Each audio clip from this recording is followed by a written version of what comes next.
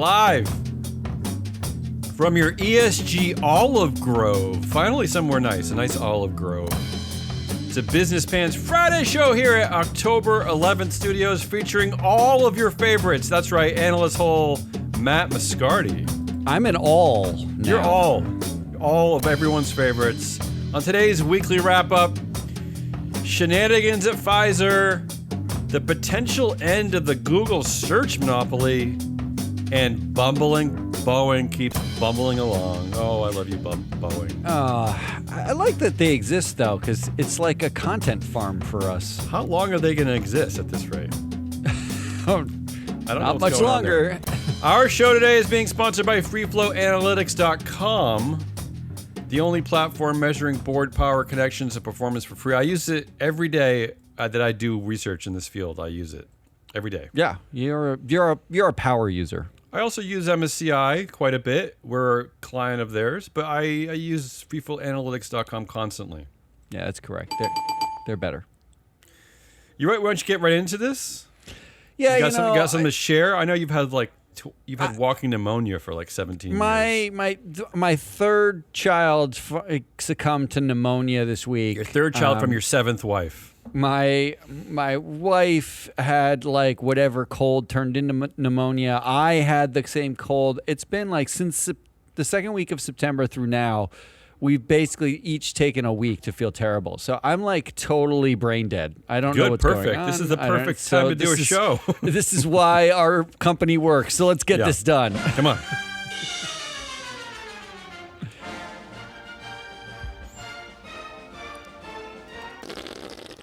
I got 4 stories. Oh, that's short for you. Yeah, I tried to be concise. I feel like this is a concise week for me. Let's start at the top. Pfizer. Okay, well, I don't even know where to begin with this. Pfizer is engaged with an activist fight with Starboard Capital, right? Yep.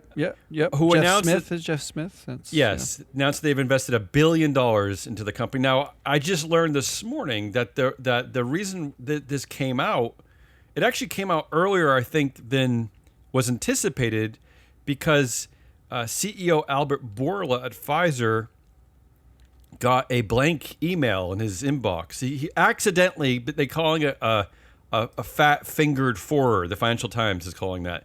The former CFO at the firm accidentally forwarded Albert Bourla an email that was not intended to him, laying out Starboard Capital's strategy to fight Pfizer.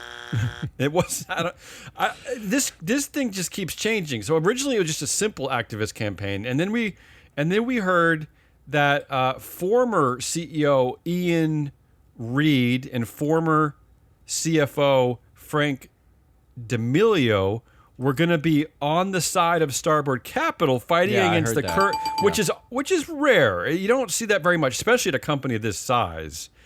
But then they backtracked almost immediately, saying, no, we're on Bourla's side. But now Starboard Capital is saying, wait, yeah, you're only doing that because they threatened to sue you and claw back your money. Yeah. This thing is crazy. This thing is already fun for us. So thank you, Pfizer and Starboard Capital. It goes beyond like. Go ahead. They basically said we will sue you.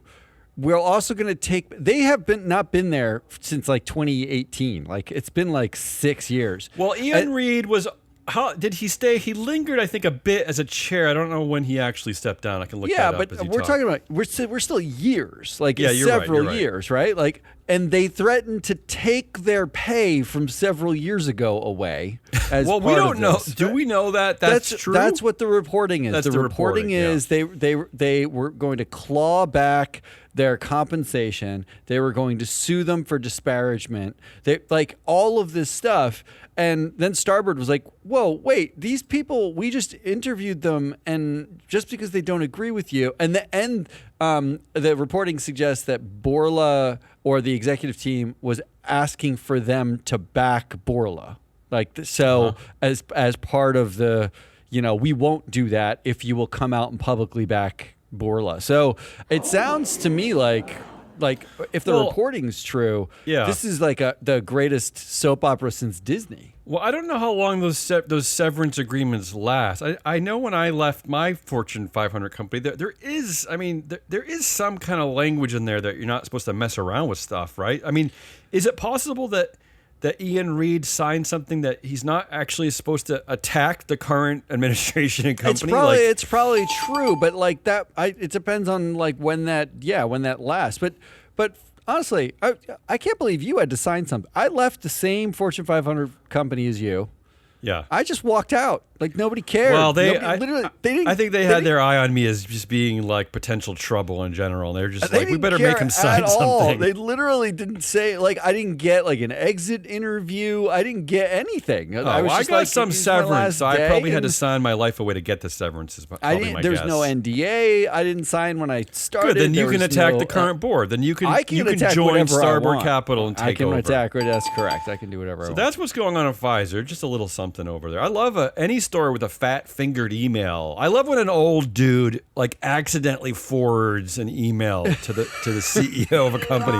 You know, I always tell people that the only way to create a draft when you're writing someone is you don't fill out the to field until you're ready to send it, because you could accidentally send it, right? Yeah, that's right. So I always tell people, just leave it blank, and you can't mess around. So if you're trying to break up with your husband on email, just wait until you're done writing the email before you send it to him. Yeah, excellent advice. That's the best advice you're gonna get all day.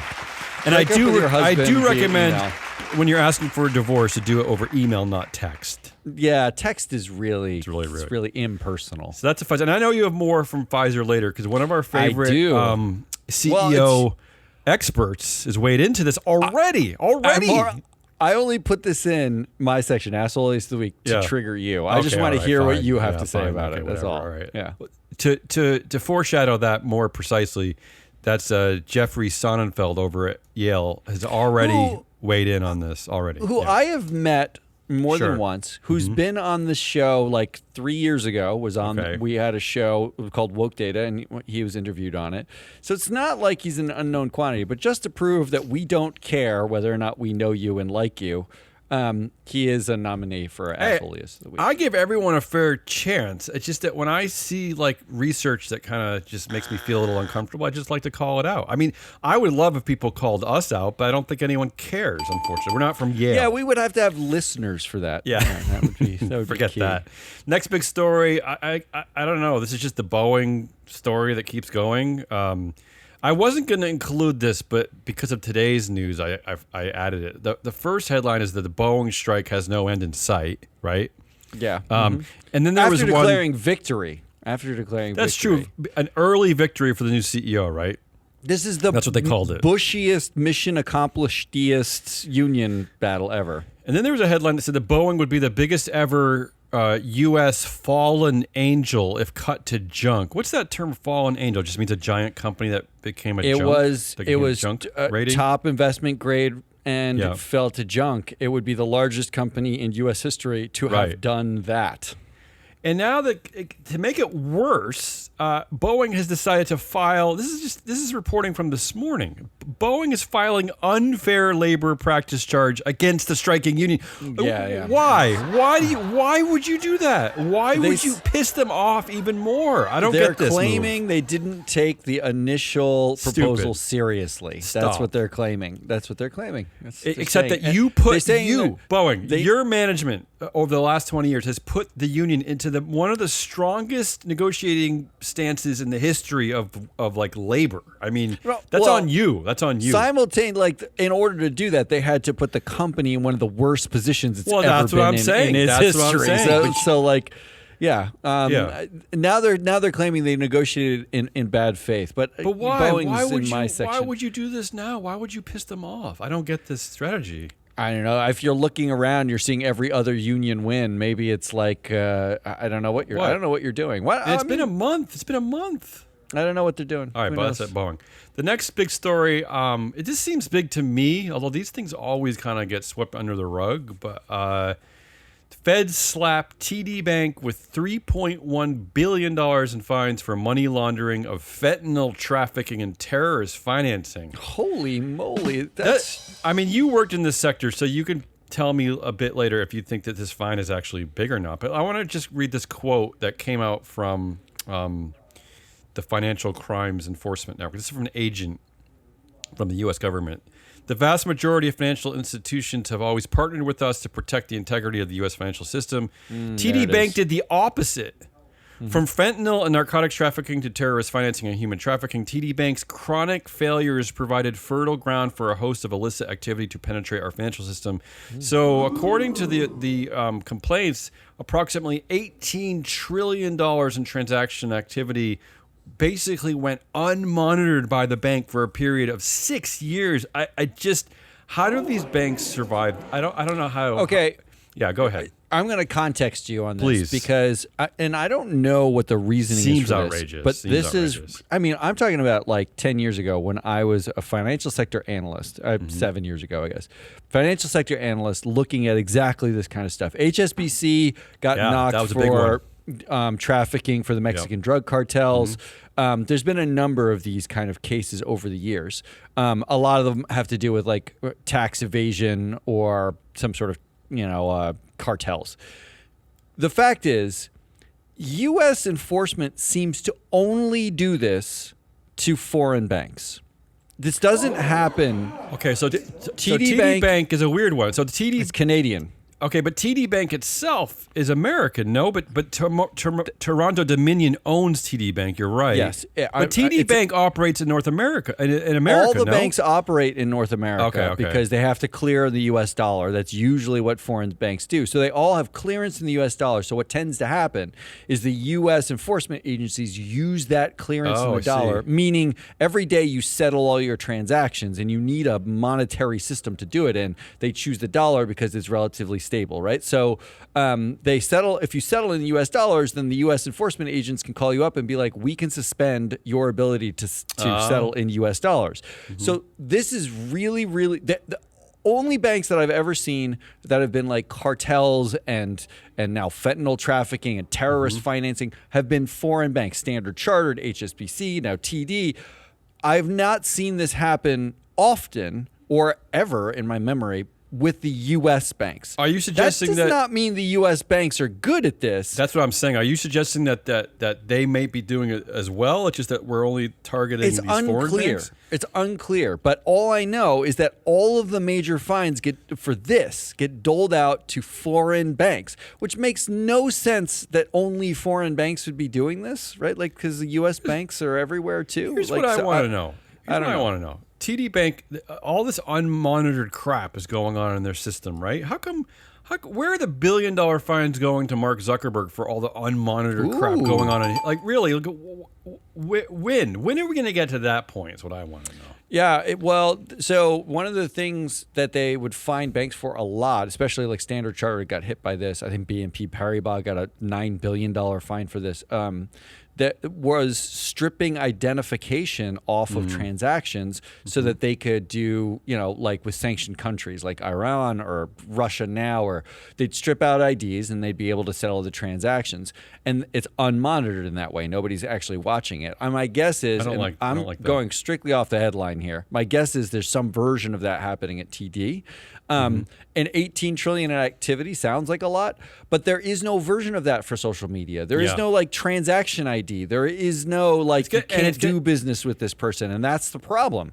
And that's the problem. It's going to get worse because I didn't include it in this show, but so remember the French government went after Telegram, right? Pavel Durov, the CEO over there. Because basically Telegram was hosting the world's neo-Nazis, right? So the reporting now is that the neo-Nazis have left Telegram. So I guess thank you, French government. But they've jumped to another chat service that's even worse. There's no identifiers anywhere. Like they're proud of the fact that you can't trace anybody to anything. I just don't get how this stuff is allowed to exist. It's terrible. It's terrifying. But anyway, and that feeds into my last story of the week. And And I don't know if this is big. Maybe this has already been reported on. So forgive me if this is like old news. But Hindenburg Research has another target. This time it's Roblox. Roblox, the kids game. The headline is Bombshell Report Claims Roblox is a Pedophile Hellscape. Ooh. Whenever you write hellscape, it's already a problem. So Hindenburg Research accusing the company of overinflating its user metrics and fostering an unsafe environment for underage users. We have more reporting on this that we're going to cover in next week's shows. I have actually a quiz that covers a lot of what's going on at Roblox, a lot of their management, etc. But this is one of the big stories of the week, I thought. Well, I got some more in the assholeiest in the week too. On Roblox? On Roblox. So, okay. So my options here for story of the week Yeah. are Pfizer, Boeing, TD Bank's fine, and Roblox pedophile hellscape. Yeah. Where no one gets in trouble, right? Because why? Because I don't know why. Why would why? And let's be clear, the Roblox is controlled by essentially one brothers. Man and his brother, right? And his brother, it's the brothers. Forgive me for forgetting his name. What it's do you like remember? Buzzlowski or Buzzlow. Yeah, Buzzlowski. This is I should be penalized. You should buzz me for not knowing the name on our shows. No problem. David Bashuki, see? Nailed it. So the government, U.S. government, federal task force, whoever is involved in these cases, I'll make it easy for you. Don't worry about Roblox. Just knock on the door of the Bashuki household and question him about the pedophile hellscape. Okay, that's it. That's I made it easy, that's right? Didn't I? Yeah, it is much easier that way. That's right. Okay, because he controls the whole company because his Class B shares are worth 20 votes per share. That's why. The answer here, though, is since there's nobody to vote against me, is Roblox for sure. Really? Okay, I thought you were going to say Pfizer. Okay. No, Pfizer's going to be ongoing, and it's true. It's kind of like funny in that like activist crazy drama way. It's fun for us. But the report by Hindenburg is absolutely insane, and I don't mean like the weirdest part is they go through like 2/3 of the report is about like these metrics, about how like they're inflating their users, they're inflating engagement numbers, they're incentivizing engineers badly around engagement and like all of that stuff, and how basically they're lying to investors. That's their case for shorting Roblox. But then they kind of tack on at the end, P.S. This is also a pedophile hellscape. Well, and that's the most damning crazy part of this. Correct me if I'm wrong, but Hindenburg Research has had a pretty good track record with this stuff, right? I mean, they come out with some outrageous stuff, but they don't really get a lot of pushback because they're often pretty accurate with their reporting, right? With their research. Well, they get pushback from the company. They get pushback, of course, from them. Yes, yeah, but I mean, obviously. But I'm sure Jeff Sonnenfeld somewhere is writing something about how the brothers Roblox are laserly focused on. Well, I'll tell you how creepy it is that in doing my research on the company yesterday, I just stumbled upon, so the CEO is David Bashuki, and his brother Greg Bashuki is also one of the controlling founders of the company, right? I stumbled on Greg's Roblox webpage, I'll call it. It's his avatar and character. His character, yeah. And I gotta tell you, if this is a 59-year-old man, right? I'm already looking at this thinking like, is this a child? Like, what is this avatar? Right? I'm like, this is already troubling to me because I never really thought of the fact that there are adult men who have these avatars that look like children. I couldn't even tell that the co-founder was a child or a man. It's like, he's a child. How are kids on this platform supposed to figure out who is who when everyone looks the same? Everyone looks like a stupid pixelated robot or whatever. But kids, if the name of the person is like Sextix69, just doesn't even have to be. Just doesn't even have to be. It could be Greg Bashuki. All right. So I'm thinking it's Roblox. Yeah. Roblox is the story of the week, which gets us to me. No, both really? of us. No, it's both of us. Goodliest. I tried to focus Goodliest this week by giving us each 2 headlines, but I see you're already cheating. So no, it's I have one Goodliest. Why don't you start us off? Look, the big goodly, the big looking one in the copy here is I think women are slightly winning. They're winning a little How bit is that more this possible? week. Yeah, please tell me how. Here's 4 headlines from this week. Okay. Women in Asia are slowly starting to break through historic barriers to the top of the corporate world. Okay. Well, look, slowly is the operative word, but we do know that there's more women leading Asian companies than there were. Sure. So Maybe. that's Yeah. a headline. Headline number 2: corporate DEI may be under attack, but S&P 500 companies with diverse boards perform better. I saw that reporting. Yeah, that's a thing. They're making more money. That's great. Yeah, that comes from where does that come from? Elf Beauty, which had that great too many dicks campaign, ELF, right? Yeah. They partnered with North Carolina Agricultural and Technical State University, believe it or not, to release this Don't know that report. that's a real place, but I still like the story. Care. Yeah. How about this one? Women's health startup Maven Clinic closes funding at a $1.7 billion valuation. I like that. Yeah. And That's nice. That's actually similar to one of the stories I chose. Yeah, I like that. That's nice. And then I saw this one, and it just made me smile. You're a Girl, the duo taking on the male-dominated plastering world. Yeah, I don't know what that means. Like actual plastering, like wall plastering. Drywall? Yeah, drywall, like plastering. This is 10% of construction employees are women, and only 4% of on-site construction employees are women. And these 2 women started a company that do plastering, and they show up to all these places, and half the time they're like, "You're a girl," and one of them, it's a gay couple, but one of the women is a West Point graduate, and she said, immediately people are discriminating. I don't want to work with you, whatever. And then they wipe the floor with them or the plaster with them, and then they get jobs over and over again. I just like a good story of a breakthrough. And who thinks about plastering? I was gonna say I love that. I love that sexism can even exist in the world of plastering. In plastering, right? Yeah. As if the plaster cares what your genitals are. So I thought women are slightly winning. All right, you do one. On that note. The reason why I picked this one is because it's a woman, and because I'm looking for any angle to take down OpenAI, and anything to get rid of Sam Altman from my future. I'm going for. So the headline is AI startup Writer. It's a company called Writer, currently fundraising at a $2 billion valuation, launching a new model to compete with OpenAI. And I point this out because Writer is led by a female CEO. Wow. Mary Habib. Nice. A female CEO in the AI space. This is unheard of. So I like that. Again, I'm just rooting for anyone to take down Sam Altman at OpenAI because I'm just creeped out by the whole Sam Altman experience. The valuation suggests it's not quite OpenAI status. We have 157 billion valuation. It's to be determined really which the breakthrough AI company will be at this point, right? It's not necessarily OpenAI. He just gets all the press. All right, here's another one. And this one is right up Ari's alley if she were here.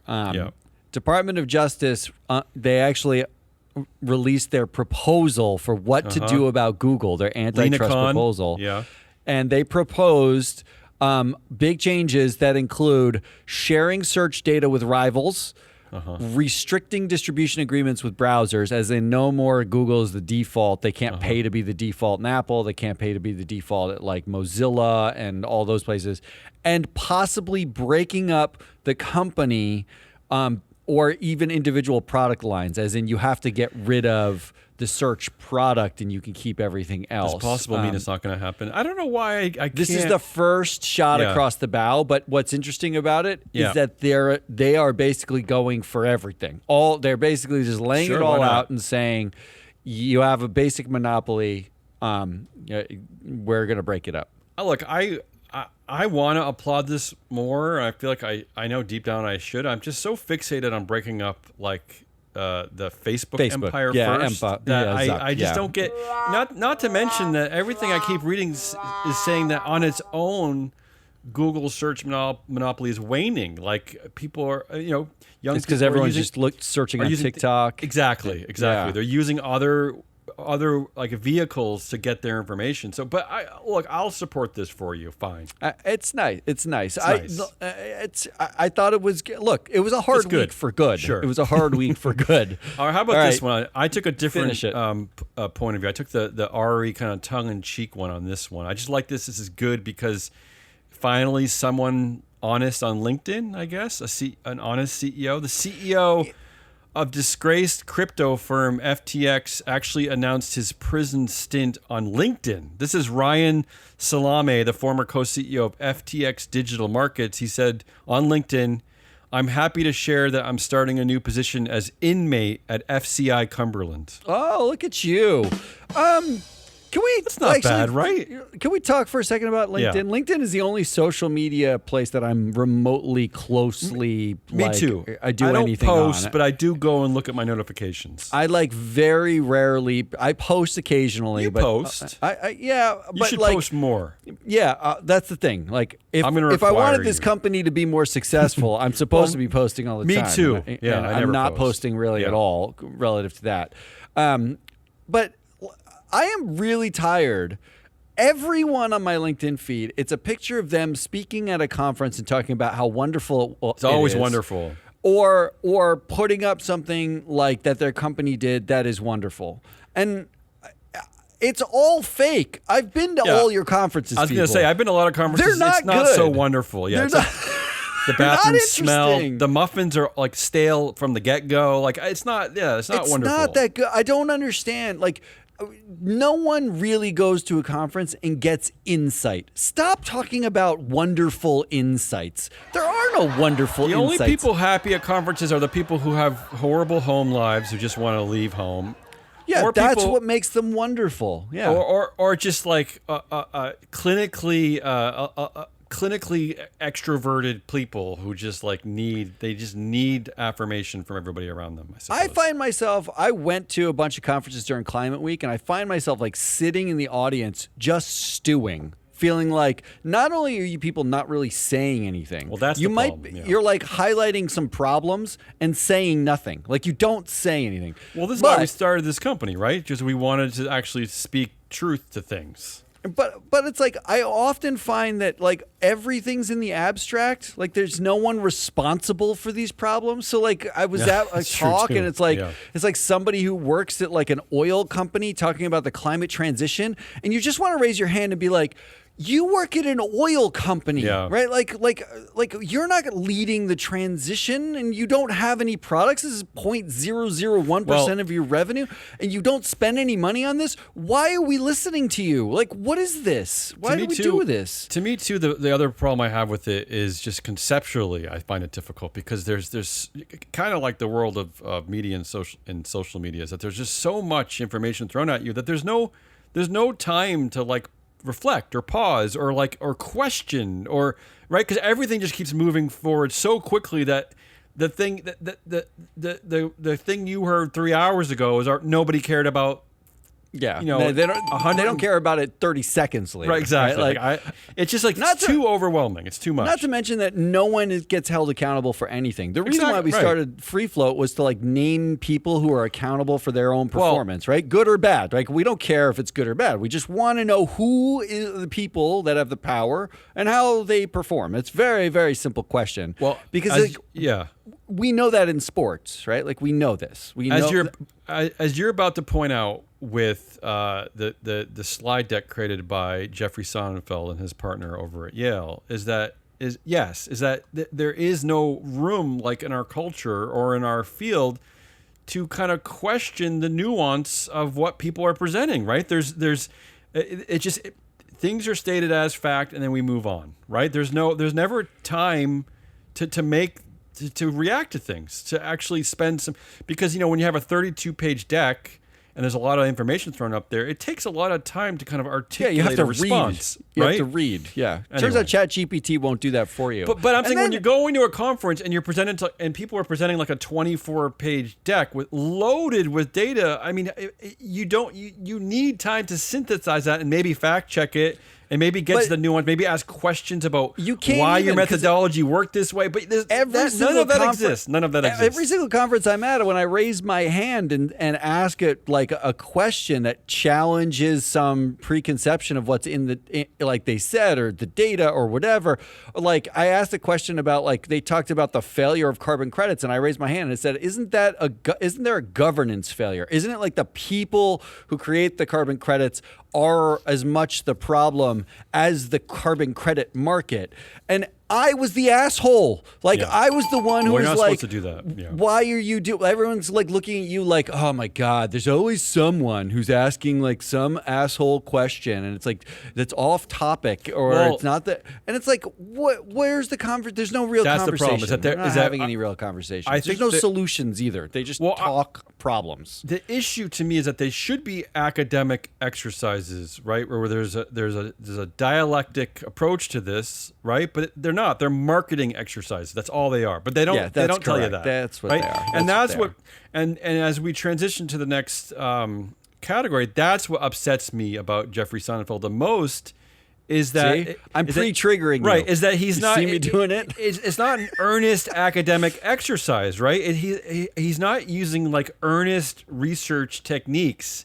So that's what upsets me, is that he's very slanted to, just like these conferences, everything is very slanted to proving a point of view, as opposed to kind of delving into the subject matter. So you see what happens when just the two of us do goodliest? That was goodliest of the week. All right, let's just quickly pick one and move on. I'm going to go with whatever you pick. I'm picking women. I'm just picking women all day long. Come on. Let's move on to Ash Holiest of the week. Oh boy, here we go. Well, we already did Ash Holiest. We've already talked about basically all of these. The first thing is, so Jeffrey Sonnenfeld, here's the details. He put out a Fortune article and a slide deck. It's always like Fortune. 30, he always announces his opinions. Although slide deck. It's funny is that Fortune calls them opinions, but when you read the article, Jeffrey Sonnenfeld calls them objective truths. So what is it? What are they? Are they opinions or are they objective truths? I want to know why a professor at Yale and another professor at Yale are putting out a slide deck backing a CEO at a company who's under fire from an activist where they have no stake in either side. I don't understand. Not only that, but it's play. They're breathlessly put out. This happened in Norfolk Southern. They put these out in days. Like they whip these together. Like, is there any kind of process to this? Is there a peer review? Is there fact checking? What's going on here? Well, no. Really, honestly, really, these things happen so quickly. Part of the process on page like 3, right? Like it's like 3 pages of like agenda, and then like on the first page of like content, they show a stock performance from 2020 January 1st, 2023 until today. The stock chart basically is supposed to show you that there's 2 types of pharma companies. There's the Ozempic, Eli Lilly, Novo Nordisk, like the GLP-1 makers who are outpacing the whole market. And then there's everybody else. Everybody else is basically in a clump at the bottom. Yeah. On that chart from 2023 to today, they include almost every pharma company, including AstraZeneca and AbbVie. The next page, the very next page, they add Pfizer to the chart because they're not in the first chart. They change the date from January 2023 to January 2024. They remove AstraZeneca and AbbVie, and then they circle Pfizer is quote unquote in line with the industry that isn't making GLP-1 products, right? Now help me out here. How is this even conceivable? I mean, I when you told me this, I wanted to think it was an oversight, but how could they manipulate the information this way? So I'm sure they have a reason, but it's not stated anywhere there. Like they could have a reason. It should be in a footnote, but it should be in a footnote if you change dates or you remove for this, or like we moved the date because of this. But really, it's about bolstering the argument. Okay, but this is why I'm triggered by Jeffrey Sonnenfeld and Stephen Keen at Yale. How can you get away with this type of shoddy research? How? Well, because we're the only ones who care. That's how. If they put AstraZeneca and AbbVie back in the chart on the next page, Pfizer is the second worst performer of all of them from January 1st, 2024 to now. Right, I mean, like, it's no longer in line. Pfizer's at the bottom, right? Yeah, like, and their working theory other ones here- are better. Their working theory here initially is Starboard should back off because Pfizer is basically in line with the industry, right? Right. And then they follow these charts by referring to their objective take. They say, Right. quote, they say, first of all, they say this in the presentation or in the article. It's like that saying Yale, you're not a racist. Yale, where Sonnenfeld and Tian work, awarded Bourla, the CEO of Pfizer, a Legend of Leadership award just 2 years after he was made CEO of Pfizer. Yeah, this is in 2021, 2 years he's after a he became... legend after 2 years, first of all. Like a legend. Like, Yeah. Then they say in the deck, but we have no conflicts of interest that get in the way of offering our How? independent, objective analysis and calling it as we see it. How? How? Like, in other places, we know he said after the Boeing incident, in which Sonnenfeld backs Calhoun, saying he's laser focused on governance issues and all of this heat on him is misplaced and you need to keep Calhoun. And he wrote a whole article about it and it was great and whatever, and he loved it.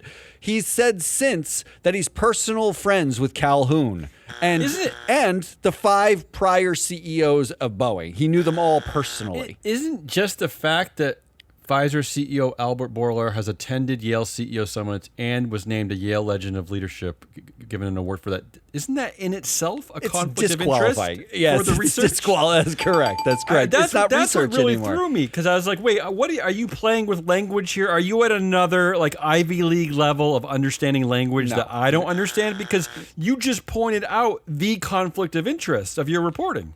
That's right. And he goes on in the deck to talk about M&A and acquisitions that Pfizer's done and like their drug pipeline. And I looked through all of it. That's I tried to do a like deep here, read of it. Well, one of the things that stuck out to me is like they say like this has happened to Pfizer before, where an activist has come in or investors have come in or the media has come in and said they overpaid for stuff and then it's worked out for Pfizer. That's not proof of this current situation, though. But yes, his example is from 2002. Yeah, when Bourla wasn't even with the company. So like, I don't get it. This is what bothered me too. This is why I think your reference to these conferences is so valid here. Is that they present this information like it's gospel. Like, since it happened in 2002, it will happen now. And it's like, well, wait, slow down, Jeffrey. Like, why? Like, what does that have to do? Albert Bourla was not CEO then. The drug industry has changed wildly since 2002. Like, what are you doing? Like, why are you doing this? 22 years ago, someone said they overpaid for something, and it worked out. But he's steaming forward in that deck, so there's no time to slow down and kind of work out the nuance of that. And then I highlighted this one part where he says, in the article, but the Pfizer board, one of the most qualified boards in America, with stars. How is that defined? How do you define their qualifications? Other than what we're doing here with our data, how do you define the qualifications? He says stars such as Coca-Cola CEO James Quincy, State Street CEO Cyrus Taraporevala, I don't know how to say his last name, and former FDA Commissioner Scott Gottlieb. So by being a star... So maybe attending a Yale CEO summit, maybe winning an award, that makes you a star? What makes you a star? What's a star? Let's look at the data that we have, because Quincy's in our database as the CEO of Coca-Cola. He sits on other boards. He has a 0.064 controversies batting average. That's low. That is about as low as you can possibly get. Yeah. Gottlieb has a 0.119 for TSR and a 0.269 for earnings. But I think he's only been on the Pfizer board. So that's a function of him sitting on the Pfizer board during shit, right? Like he basically has returned nothing. Sure. And Cyrus, who's the ex-State Street CEO, State Street Advisor CEO, sits on 2 other boards. He's highlighting him as a star, except that he was elected in July of 2024. He hasn't made any decisions at Pfizer that would have led us to an activist 3 months later. That guy is not the star that's supposed to be like, an example for how Pfizer thinks. He hasn't done any thinking at Pfizer. He just joined like a minute ago. More importantly to me, Mr. Sonnenfeld, that if you're going to call this objective analysis, you have to define what it is to be qualified in this context and to be a star. Otherwise, you're just using words. You're just throwing out dumb, meaningless nouns. What does it mean? Just in case you're curious, yeah. This data that I just said is free on our website with a free methodology that outlines all of this very specific algorithms and ways that we determine performance in stars, right? Like, we're not making it up. We're passing through data, and look, you can see it all. I'm actually okay if Jeffrey Sonnenfeld and Stephen Tien want to call people stars and call people like the most qualified. I just want to see the objective reasoning behind the decision to say that. That's all. Someone from Yale must be listening to our show. Can you just get them to call me or Matt? You can call me anytime. Just call me. Yeah. You can call me at 2 a.m. I don't care. Just call. I just want to know what's going on, and I also want to know, as Matt pointed out, how can you release objective research to the public, and like how are you changing dates on charts and removing companies like AstraZeneca and Abbey? How do you get away with that? How do you feel like you should get away with that? That's the worst part to me, because it's not so much that I think Starboard is right. I don't. Well, that's not the point here. I haven't done that analysis. That's not the point. I don't know if Borla's right or Pfizer's right or Starboard's right.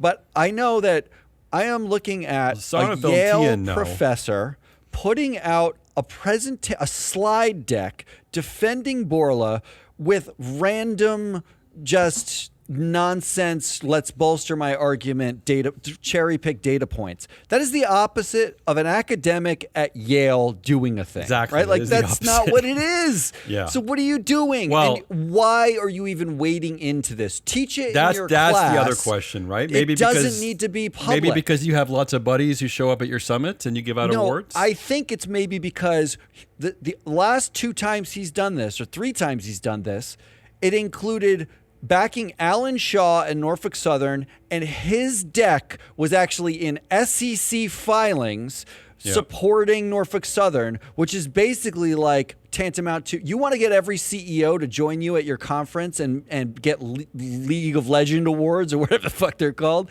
Yeah. You know what you do? You back every CEO with a slide deck for free when an activist walks in. Did the same thing with Calhoun. He did it with Iger. This is like now a thing where he's marketing the CEOs, not the academics or the facts. Well, the last 2 ones are especially egregious because remember he praised Dave Calhoun for, quote, being laser focused on safety, after years of being laser focused on what? On Pokemon? I don't even know safety, what. Coupon and that clearly blew up in Sonnenfeld's face because, Calhoun was quickly removed and the board's being dismantled as it should be. And they're still struggling as a company, as we just point out. But beside that, the real egregious one is the Alan Shaw one. That's the one that originally triggered me because he basically, was it Anchor Holdings? Yeah, he basically yelled at Anchor Holdings every way possible that he can think of, saying, "How dare you besmirch the character of this great man? How dare you personally attack this great man?" Right?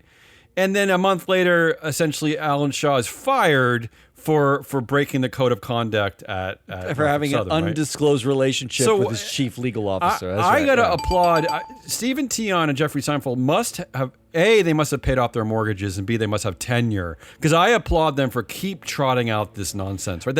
They're not giving up. They're not giving up. Like I said, I met Sonnenfeld. I like him. He's an interesting dude. He's got a lot of experience, but this is ridiculous. Just shut your hole whenever an activist comes up. Every time you do these articles, can you come on here at least and talk about your research? Come on here. He goes on to CNBC and he says all these things. He doesn't. Nobody refutes, nobody challenges him, and no one spends the time to actually look at the deck, right? Like that academic exercise is lost. Right? Well, because there's not time in the day for them. We're actual analysts. When you talk to actual analysts, you get different responses. Come on the show, Jeff. Come on. That's number 1 for asshole. Oh, really? At number 1? Well, I triggered you. That's the point. I'm going to shut up. I'll let you finish your category. But speaking of Dave Calhoun, number 2 on my asshole of the week is Boeing. Boeing has halted talks and they've withdrawn their offer to the union. They had offered a 30% pay increase, and the union wanted 40%. And here's what got me.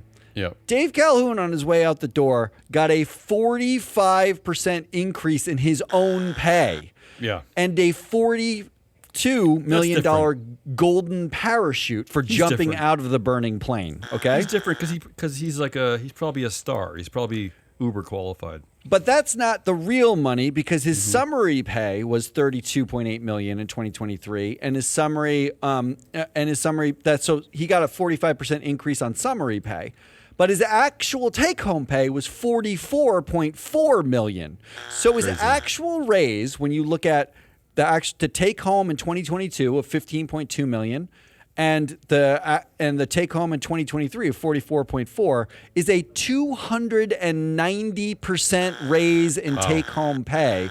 Wow. Meanwhile, the union is asking for 40%. They're asking for 40%. That's what they want. Calhoun, in his tenure in the last 4 years, generated negative $11.8 billion, negative $4.2 billion, negative $4.9 billion, and negative $2.2 billion in net income. And he made $13.8 million, $12.6 million, $9.6 million, and $41.8 million. Not to mention that he left as part of the leadership team that basically set up labor to feel like it had a very good negotiation, like a very good bargaining point of view here, right? That they weren't going to settle for bullshit, right? I mean, he left them in this state. Meanwhile, imagine every time a plane falls out of the sky, or they find a screwdriver inside a panel of a plane, or the door plug shoots out, which is like a constant occurrence now at Boeing. Imagine every time that happens, Dave Calhoun says, we have to be better at safety. And then he goes and tours a factory and yells at the employees about the safety rules. Right. When it's hit, like the FAA has actually reported that management was basically disincentivizing safety. They were the people that people would report to on safety matters were their own bosses, which means there's no incentive to do it because you'd probably get fired or you get negative performance reviews. Like, everything about it manifested as a culture of non-safety. But Dave Calhoun comes in and yells at the employees. Antagonizes the workers, knowing that a contract is coming up. You do that for 4 years, then you hand it over to Kelly Ortberg with your golden parachute intact, because investors, you fucking morons, vote for his pay and vote for him to stay on the board. They did do that. And then you hand the whole thing over to Ortberg, who's got $21 million in summary pay for 2025, which is a decrease from Calhoun. So he's getting paid less than Calhoun was, and he hasn't even started. And Ortberg is in the position where he's like, shit, this company is losing money hand over fist. The union wants more. I can't afford to give them more and do all the other things we need to do. What the hell am I supposed to do? I almost feel bad for Ortberg. I almost feel bad for him. But this points out the general problem of CEO pay, at least in America, is that they're not incentivized to perform, really, right? I mean, he's already getting this pay package. What if he just got the median pay of the median employee and then had a actual bonus attached to actually doing a thing, right? But really, you just get this pay whether you fail or don't. As Calhoun exemplifies, you get paid whether you fail or don't fail, right? Well, Ortberg got a cash payment of $1.25 million that he gets if he stays through December. So he started August performance. 8th. That's not incentivizing performance. He gets $1 million just for staying through December. All right. I don't know. The whole thing is stupid. Moving on. Third finally, third asshole. It's a good thing we're not doing Exhausting Us. We're going to have a 3-hour show without it. All right. I'm just going to start with some data. Okay. 95% of teens use Camel cigarettes. 2/3 use Marlboro, Natural Spirit, or Pall Malls. More than 50% use Camels almost constantly or several times a day. Yeah. And more than half said it would be hard to give up, with a full third saying they do it too much, but they couldn't quit it all. Mm-hmm. A third of them said using a cigarette had a mostly negative effect on them. And 41% said their parents didn't care. They cared little or not at all about their cigarette use. Those are some facts. Yeah. Except that None of those are cigarettes. Replace every cigarette with a social media company, and that's a Pew Research poll from 2023. And I'm sure it's gotten worse in the last year. Yeah, last 2 years it's gotten tremendously worse. They found that 95% of teens used YouTube. 95%. 2/3 used TikTok, Instagram, or Snapchat. More than 50% said they used YouTube almost constantly or several times a day. Yeah. They are full-on addicts. My eyes hurt just thinking about this, So when Hindenburg research comes out and finds that Roblox is a pedophile landscape, Roblox being another one of these dual-class tech bro, like video game / social media addiction companies. Yeah, it's one man and his brother. It's a man and his brother creating David something that they Bashuki hope and his brother Greg. That's it. hope that kids get addicted to. Now, the reason why I'm talking about kids is all of these are designed to get kids. They're designed to be addiction machines. Of course. But kids are particularly susceptible. We don't give kids Camels. Right. Because we know they're addictive. It's the same. It's the same thing with Instagram and TikTok, right? The algorithms are created to keep you there correct. as long as possible. This is equally as addictive. And here is what Hindenburg research said, okay? They said, you already mentioned the user metrics and inflation of that. But these are quotes from Hindenburg. I'm going to read from the Hindenburg report. Core to the problem is Roblox social media features, allowing pedophiles to efficiently target hundreds of children with no upfront screenings to prevent them from joining the platform. Following years of scandals, we performed our own checks to see if the platform had cleaned up its act. As a test, this is fucking psychotic. Yeah. We attempted to set up an account under the name Jeffrey Epstein. Only to see the name was taken along with 900 plus variations. Many were Jeffrey Epstein fan accounts, including Jeff Epstein supporter, which earned multiple badges for spending time in kids' games. On Roblox? On Roblox. Jeff Epstein accounts had the usernames I Groom Children, GRUUM. I Groom Minors, I Groom Minors, rather. And RAVPE, so rape with a V in it, Tiny Kids, JE. Wow. These are names of accounts. And what is the Roblox point of view here? That they let you do whatever you want? Like, unless the Roblox it's a point of swear view word? is we have an engaged community and it's safe, and we focus on safety and all that kind of stuff. That's what they say. I won't save it till next week. One of the things I unearthed about Roblox is they have this thing called the Trust and Safety Advisory Board, right? Although for some reason the name keeps changing from year to year. One year it was Safety Advisory Board, then it became the Trust and Safety. It keeps flip-flopping. I don't know why. And then they ask shareholders to learn more about the board. They give you a link and you go to the board. Matt, I went to every link. I went to every part of their website. I went to every part of the internet. You cannot find the members of the Trust and Safety Advisory Board. They don't exist. I mean, this is like should be scandalous. I mean, this is just terrible oversight, terrible governance. It's horrible. It's a shit show. Well, Hindenburg didn't stop there. They just went out and found the names of convicted pedophiles and tried setting up Roblox accounts with those names and found that many of them were already taken with multiple variants. And even worse, despite the company, this is a quote, despite the company's mission to connect 1 billion users with optimism and civility, they found games inside of Roblox such as Beat Up Homeless Outside 7-Eleven Simulator, which had 1 million visits, 15,000 favorites before Roblox actually removed it. But this is the problem. If the company's not taking this seriously, right? They have this made up advisory board that they don't name the people. They don't tell you who's on the board so that they're accountable, first of all, but also to check into their backgrounds to see if they're even qualified to be on this board in the first place. Then the company's just they're not taking any of this seriously, none of it. So and they don't have to because their shareholders just agree to everything. Every year they vote everybody in because the Bashuki brothers have gamed the system and they control the vote on everything. So I don't want to go any more into it because I know we're going to cover more on Tuesday. This thing is going to last for a while because this report is seriously Terrible. scathing. And we knew some of this because we covered it like a year or two ago unfortunately- when they IPO'd. Unfortunately, we know this about every social media network now. But yes, that's the point. That's this the exists problem. everywhere. Yeah. So here are your 3 asshole options: Sonnenfeld, just Roblox. Boeing, It's Roblox. It's and Roblox. Roblox. It's Roblox. Oh, Well, no, wow. I'm sorry. It's the Bashuki brothers. Yeah, because Roblox doesn't exist. That's just them. All right, Yeah. let's get out of this show. Yeah, before- can we I'm please? And let's just do headline of the week. Just need a say the cigarette. headline. No chatter. Just say your No- headline and move on. Just say Hey, your you headline. can't control me. No, come on. We got to move forward.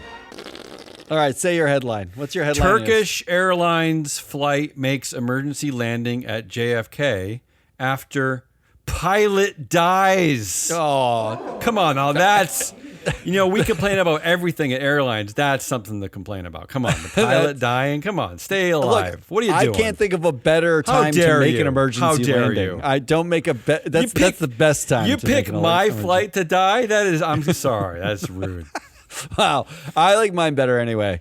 Captain's gender didn't cause ship to sink, New Zealand minister says. I just hate that we're even That's- having these conversations. That's Yeah. correct. Thank you, That's Elon Musk, correct. for forcing us to have these conversations. That's a good Yeah. headline. That is Who won the week? correct. Who won the week? I have Ozempic as this week's Oh. winner.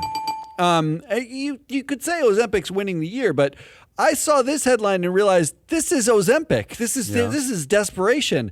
The headline was McDonald's and Krispy Kreme are giving away free donuts. Ooh. Krispy Kreme is currently running a thing on October 14th. If you bring in a McDonald's receipt from that day to a Yeah. Krispy Kreme, they will give you a free donut. That's not really free then. Although I guess you could go to the trash can, buy a McDonald's, and just fish one out. Could you construct a more I need Ozempic situation than bring What? in your McDonald's receipt for a yeah. free Krispy Kreme donut?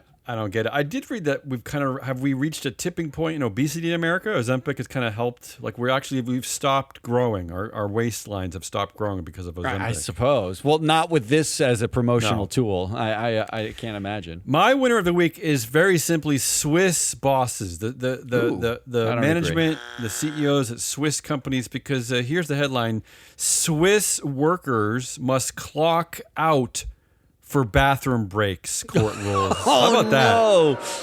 How about the shame? How about the shame of that? The shame of like how much time you spend, or just any let of me it. ask you. Yeah. Let me ask you though. Like, what if you're an employee? Isn't the incentive to not is to sit on the pot for like an hour? Because it's like, fuck you. if I'm you just have gonna take my goddamn time. What if you have a coughing attack? What if you have an asthma attack? Should you clock out if you know you're going to be coughing for like 20 seconds? I think if you get up to microwave your tuna Yes. fish sandwich, I think you need to clock out. Well, let's segue immediately and don't into my microwave prediction. tuna fish. Don't. Let's segue immediately into my prediction. Yes. Swiss workers will start wearing diapers to work so that they Oh, can. I don't like that prediction Right? at Because all. they don't want to lose money by clocking out, right?